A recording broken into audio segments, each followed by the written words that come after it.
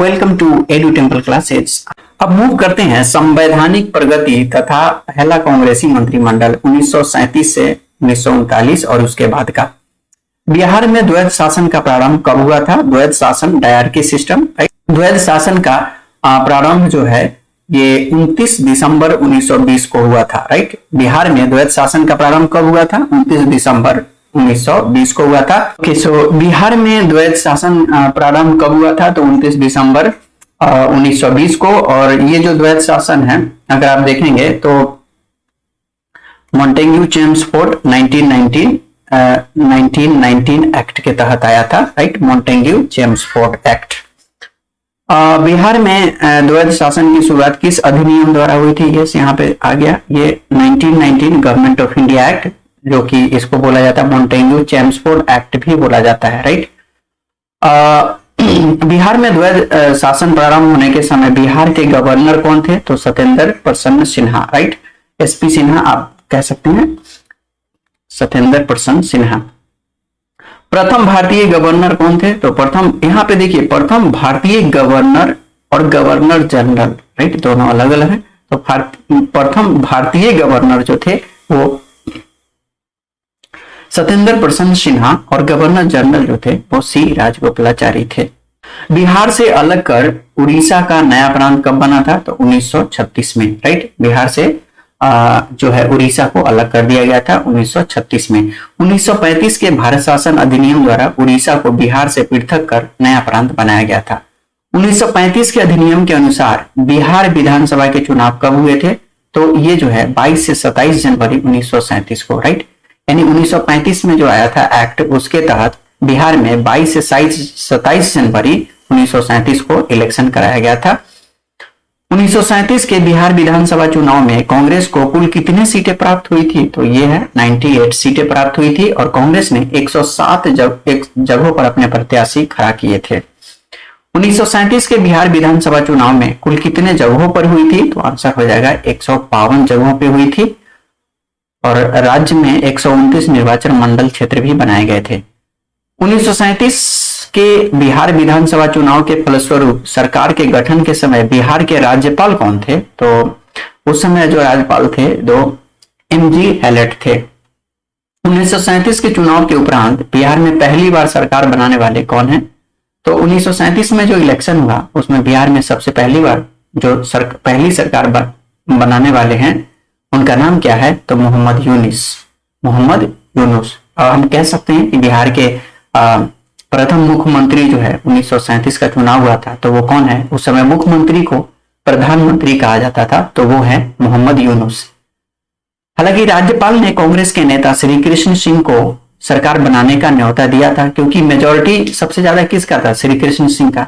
लेकिन राज्यपाल यह आश्वासन देने को तैयार नहीं थे कि मंत्रियों के वैधानिक कार्यों में हस्तक्षेप नहीं करेंगे, अतः श्री कृष्ण सिंह ने सरकार बनाने से इनकार कर दिया था। इसीलिए मोहम्मद यूनुस जो है वो बिहार के प्रथम मुख्यमंत्री या उस समय प्रधानमंत्री कहा जाता था, प्रधानमंत्री बने थे मोहम्मद यूनुस। राइट, अब बिहार के पहले प्रधानमंत्री या मुख्यमंत्री यहाँ पे आ ही गया है। राइट, कौन थे? तो मोहम्मद यूनुस। उस समय प्रांतीय सरकार के प्रधान के लिए प्रधानमंत्री का ही पदनाम प्रयुक्त होता था और मुस्लिमों में इंडिपेंडेंट पार्टी चुनाव दूसरी सबसे बड़ी पार्टी के सदस्य थे मोहम्मद यूनुस, यानी सबसे ज्यादा जो था वो कांग्रेस पार्टी का ही था वोट शेयर, क्योंकि आपने देखा कि 152 सीटों पे वो 152 जगहों पे इलेक्शन हुआ था और जिसमें 107 में से वो 98 सीटें ले आया था। राइट, 107 कैंडिडेट को खड़ा किया जिसमें से 98 सीट कांग्रेस ने लाया था, तो बहुमत में ये था। लेकिन फिर भी जो राज्यपाल था वो ये अप्रूवल नहीं दे रहा था कि उसके मिनिस्टरों में के कार्यों में हस्तक्षेप करेंगे, इसीलिए श्री कृष्ण सिंह ने बोला कि हम जो है मुख्यमंत्री नहीं बनेंगे, तो मोहम्मद यूनुस को बनाया गया, राज्यपाल ने बना दिया। पहला भारतीय मंत्रिमंडल बिहार में संगठित हुआ था कब? 1 अप्रैल 1937 को। राइट, तो पहला भारतीय मंत्रिमंडल बिहार में कब हुआ था? गठन हुआ था तो 1 अप्रैल 1937 को। मंत्रिमंडल ऑब्वियसली जब मंत्रिमंडल बनेगा तभी तो मुख्यमंत्री होगा। राइट, बिहार राज्य में ही पहला भारतीय मंत्रिमंडल संगठित हुआ था। तो ये इंपॉर्टेंट हो जाता है कि बिहार राज्य में ही पहला भारतीय मंत्रिमंडल संगठित हुआ था, राइट। तो बिहार में पहला कांग्रेसी मंत्रिमंडल कब गठन हुआ था, राइट। तो ये होगा 20 जुलाई 1937 को। तो हमने कहा कि 1 अप्रैल 1937 को मंत्रिमंडल गठन हुआ और इसमें मोहम्मद यूनुस जो थे वो मुख्यमंत्री थे। लेकिन 20 जुलाई 1937 को यहाँ पे जो मुख्यमंत्री हैं, राइट, यहाँ पे कांग्रेसी मंत्रिमंडल है, यानी कांग्रेस के मुख्यमंत्री कौन होंगे, श्री कृष्ण सिंह, राइट। सोकल बिहार के मुख्यमंत्री कांग्रेस पार्टी से, राइट। तो बिहार में पहला कांग्रेसी मंत्रिमंडल का गठन किसके नेतृत्व में हुआ था, तो श्री कृष्ण सिंह के नेतृत्व में हुआ था। तो श्री कृष्ण सिंह बिहार के पहले कांग्रेसी, now this is very very important, कांग्रेसी प्रधानमंत्री या मुख्यमंत्री बने थे। बिहार के कांग्रेसी मंत्रिमंडल ने अपना त्याग पत्र राजबंदियों के मामले को लेकर कब दिया था, तो आंसर होगा 15 फरवरी 1938 को। तो एक्चुअली ये राजबंदियों को राजबंदियों के मामले को लेकर के श्री कृष्ण सिंह ने त्याग पत्र दिया था, क्योंकि 1938 में जो कांग्रेस का जो सभा हुआ था, आपने देखा होगा, तो उस समय सुभाष चंद्र बोस थे और सुभाष चंद्र बोस ने कहा था श्री कृष्ण सिंह को, यानी कांग्रेस पार्टी के रिप्रेजेंटेटिव थे। तो उस समय सुभाष चंद्र बोस जो थे वो बोले थे कि आप इस्तीफा दे दो, राइट। और उन्हीं के कहने पे त्याग पत्र को क्या कर लिया गया था, त्याग पत्र दे दिया था। लेकिन हालांकि राजबंदियों की रिहाई के आदेश के उपरांत बिहार मंत्रिमंडल ने अपना त्याग पत्र वापस ले लिया। जब उन्होंने त्याग पत्र दिया और उससे पहले की राजबंदियों की रिहाई कर दी गई, राइट, त्याग पत्र, तो उन्होंने अपना त्याग पत्र क्या कर लिया, वापस ले लिया था। द्वितीय विश्व युद्ध में इंग्लैंड की सरकार द्वारा भारत को युद्ध में शामिल करने के विरोध में बिहार मंत्रिमंडल ने त्याग पत्र दिया था। अब यहाँ पे एक और चीज आ जाती है, 1939 में फिर द्वितीय विश्व युद्ध छिड़ जाता है, राइट। और यहाँ पे दोबारा से क्या है कि विदाउट मतलब कुछ पूछे हुए ही उसको युद्ध में धकेल दिया जाता है, राइट, पूरे इंडिया को।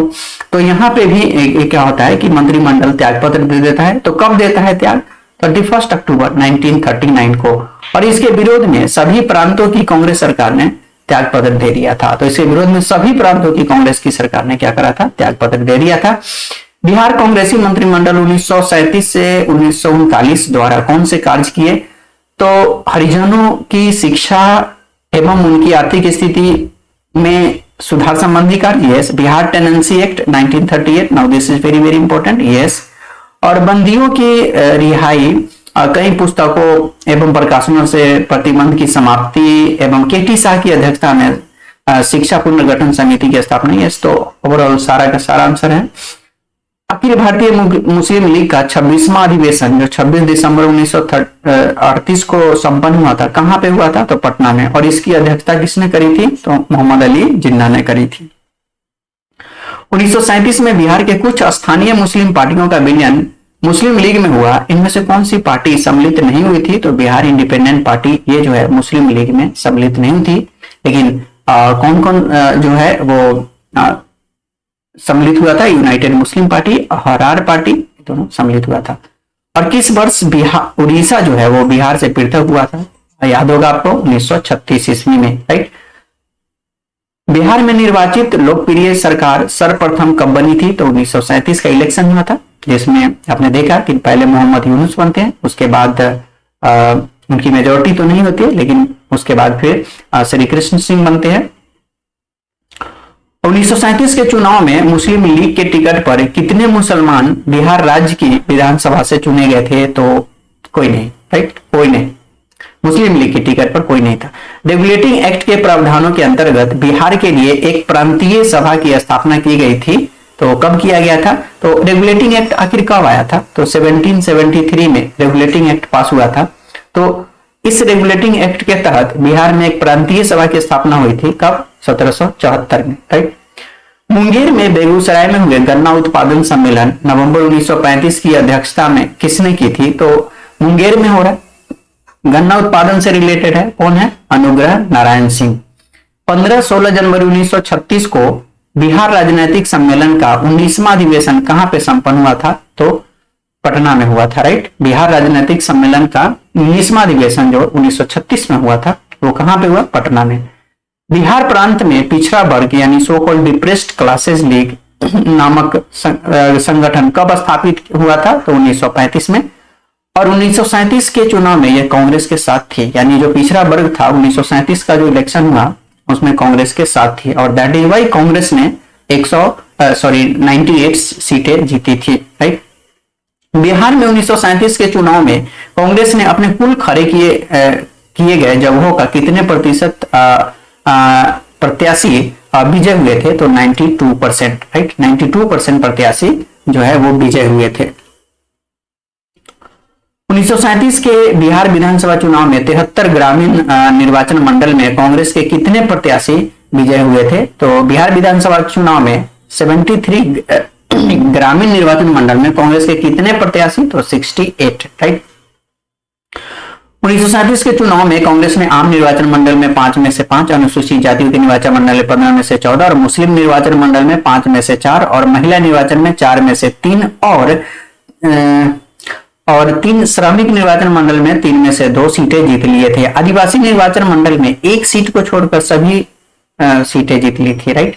तो 1937 के चुनाव में पटना विश्वविद्यालय निर्वाचन मंडल से कितने कांग्रेसी प्रत्याशी को पराजित कर सदस्य निर्वाचित हुए थे, तो ये इंपॉर्टेंट हो जाता है कि 1937 के चुनाव में पटना विश्वविद्यालय निर्वाचन मंडल से किसने कांग्रेस प्रत्याशी को पराजित करके वो निर्वाचित हुए थे, तो डॉक्टर सच्चिदानंद सिन्हा, यानी पटना विश्वविद्यालय के निर्वाचन मंडल से, राइट। 1937 में जो इलेक्शन हुआ उसमें कांग्रेस के प्रत्याशी को हरा देते हैं, कौन, सच्चिदानंद सिन्हा।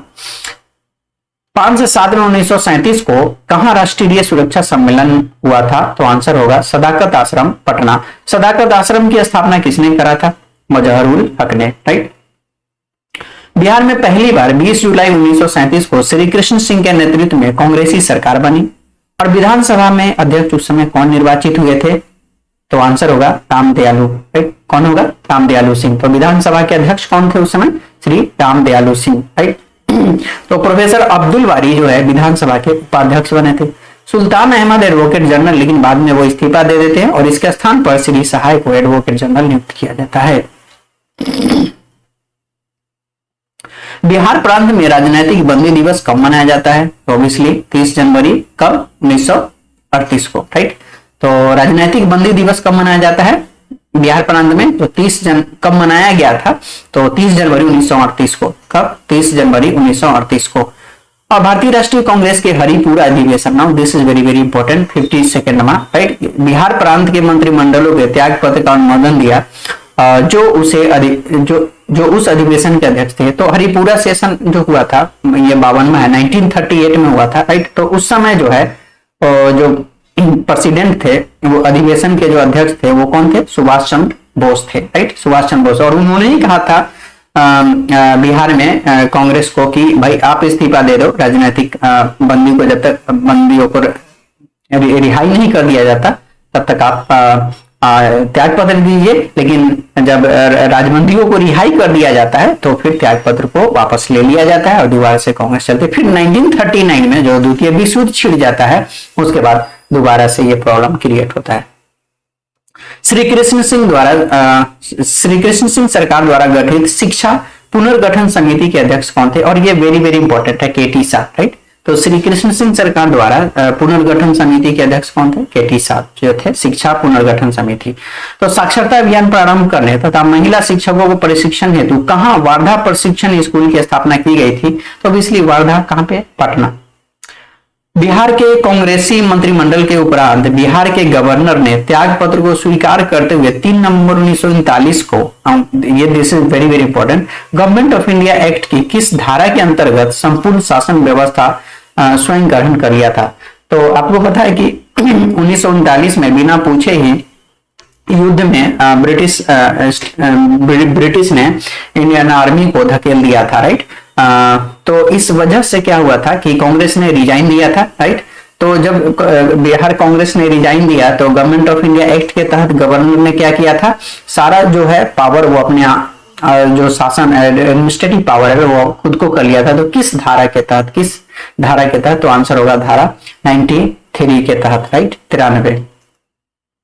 मुंगेर के अग्रगामी दल फॉरवर्ड ब्लॉक के किस कार्यकर्ता को बिना लाइसेंस के जुलूस निकालने के लिए कैद की सजा दी गई थी? तो आंसर होगा अनिल मित्र को।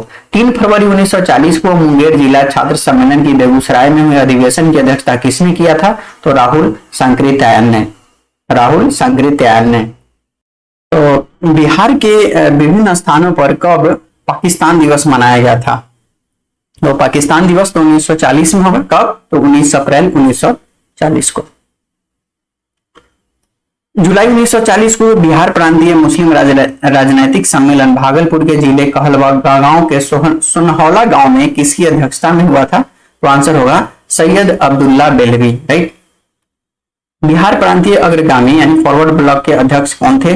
तो शिलभद्र याजी। 30 और 31 अक्टूबर 1941 को बिहार प्रांतीय अग्रगामी दल यानी सोगल फॉरवर्ड ब्लॉक सम्मेलन में एचबी कामत की अध्यक्षता में कहां में हुआ था? तो आंसर होगा छपरा, राइट। तो 23 अगस्त 1941 को बिहार प्रांतीय छात्र सम्मेलन में किनकी भाषण सुनने को भारी भीड़ उमड़ी थी? 23 अगस्त 1941 को बिहार प्रांतीय छात्र सम्मेलन में किसका भाषण सुनने के लिए बहुत ज्यादा भीड़ उमड़ पड़ा था? तो सर्वपल्ली राधाकृष्णन।